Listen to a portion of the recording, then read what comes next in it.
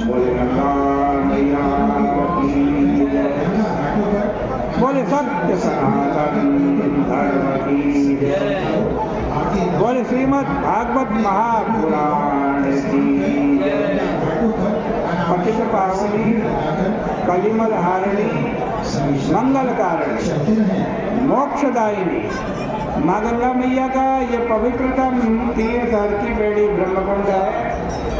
श्रीमद् भागवत की निरंतर चर्चा श्रवण कर रहे हैं। आज से श्रीमद् भागवत के एकादश अर्थात 11वें स्कंद की कथा प्रारंभ कर रहे हैं।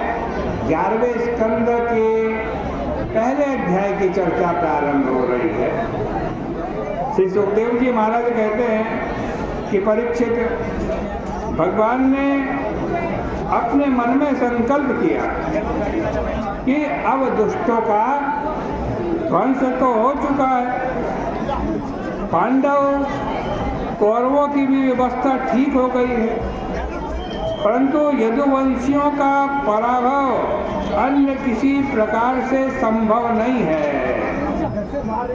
इसलिए जैसे बांस आपस में टकरा जाते हैं ना, और टकरा करके उनमें आग लग जाती है और वो बांस नष्ट हो जाते हैं, वैसे ही ये यदुवंशी किसी और के द्वारा नहीं मारे जाने वाले हैं। ये तभी मारे जाएंगे जब ये आपस में टकराए, आपस में टकराकर ही ये भस्म होंगे। वृत्ति से वृत्ति का ध्वंस हो जाए और मैं अपने स्वरूप में शांत बैठ जाऊं। यह संकल्प करने के बाद श्री कृष्ण ने ब्राह्मणों के शाप के निमित्त से अपने कुल का संहार कर दिया। देखो, इस दुनिया में जितने भी सौंदर्य है ना, सुंदरता है दुनिया, कहाँ आप सुंदरता देखते हो, जहाँ भी आप सुंदरता देखते हो ना, तो भगवान के श्री विग्रह से ही आई है, और कहीं से नहीं निकली हो सुंदरता, वो भगवान के शरीर से ही निकली है, भगवान के श्री विग्रह से ही निकली है। वे अपने धाम में जब प्रस्थान करने लगे तो प्रस्थान करते समय सबकी आंखें छीनकर सबके चित्त चुरा करके ले गए।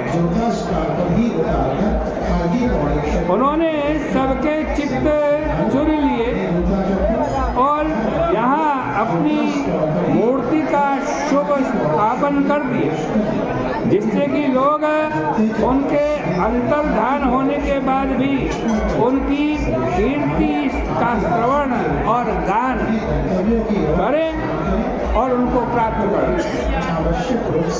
राजा परीक्षित ने कहा कि महाराज, कृपया यह बतलाइए कि यदुवंशी तो बड़े ब्राह्मण भक्त थे, उदार थे, वृद्ध सेवी थे, और श्री कृष्ण में उनका मन लगा रहता था, फिर ब्राह्मणों ने उनको श्राप क्यों दे दिया?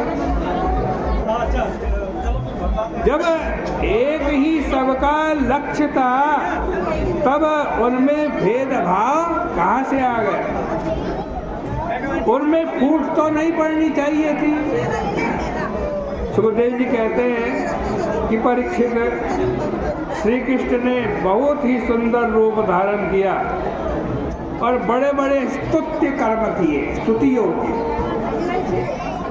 जो लोग उनका गान करेंगे उनके लिए उन्होंने अपनी उदार कीर्ति का स्थापन किया। भैया इधर मुड़ करके बैठ, कथा हो रही है।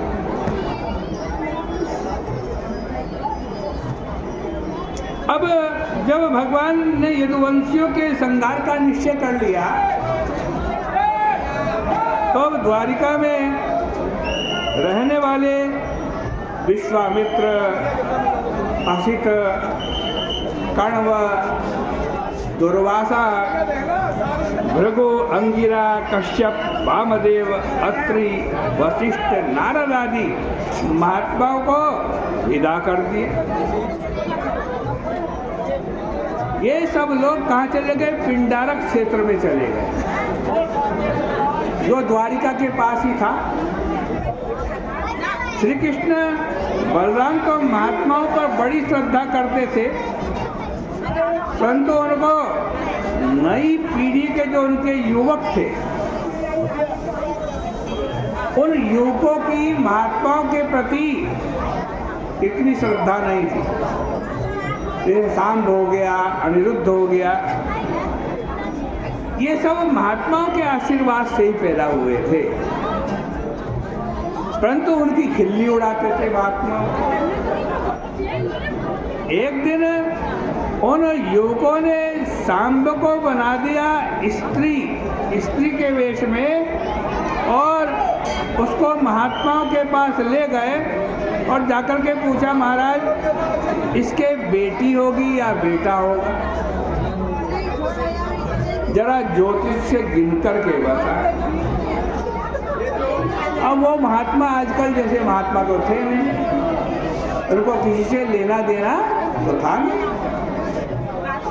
देखो, जिनको भेंट पूजा ज्यादा लेनी होती है ना, वो ही जजमान की हाँ में हाँ मिलाते रहते हैं। क्या जजमान सही कहे तो भी हाँ, और जजमान गलत कहे तब भी हाँ, क्योंकि दक्षिणा लेनी। कुछ तो मैं पे करके बच्चों को भी रिझाया करते हैं। लेकिन उन महात्माओं ने यदुवंशी कुमारों की धृष्टता देखी, तब क्रोध करके शाप दे दिया कि इससे न बेटा होगा न बेटी होगी, इससे तो एक मूसल पैदा होगा, एक मूसल पैदा होगा जो यदुवंशियों का संहार करेगा। और मूसल पैदा भी हो गया। अब तो वे यदुवंशी बालक बहुत दुखी हुए, परंतु फिर भी डर के मारे श्री कृष्ण के पास नहीं गए। उन्होंने वहीं आपस में सलाह करके उस लोहे के मूसल को चूर चूर करके समुद्र में गिरवा दिया।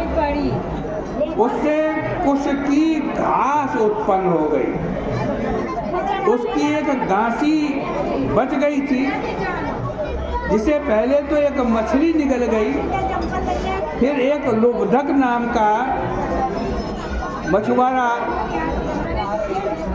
उसके पास पहुंच गई, और लुब्धक ने उसको अपने बाण में लगा लिया। भगवान तो सब जानते थे, परंतु उनका जैसा संकल्प होता है वैसा ही होता है। विनाश का समय उपस्थित होने पर न तो बड़ा भारी महल या किला काम देता है, न शक्ति काम देती है। जो कुछ होने वाला होता है वो तो होकर ही रहता है। बोले कृष्ण कन्हैया लाल की जय। इस प्रकार से श्रीमद् भागवत महापुराण के 11 स्कंद का ये प्रथम अध्याय यहीं पर समाप्त होता है। बोले कृष्ण कन्हैया लाल की जय।